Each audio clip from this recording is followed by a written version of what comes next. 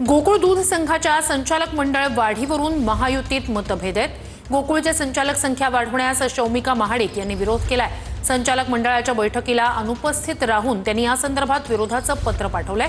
वरिष्ठ नेत्यांशी चर्चा करा, नंतरच संचालक वाढीचा निर्णय घ्या, असं शौमिका महाडिक यांचं म्हणणं आहे। तशा सूचना त्यांनी सत्ताधाऱ्यांना केल्या आहेत।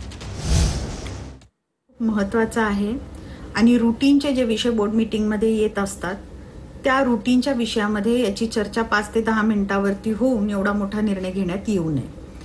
तर याच्यासाठी वरिष्ठ नेतृत्वांच्या सोबत आपली बैठक झाली पाहिजे, चर्चा झाली पाहिजे, त्यांच्याशी त्यांचा सल्ला घेतला पाहिजे, त्यांचं मार्गदर्शन घेतलं पाहिजे, इतकीच माझी भूमिका आहे।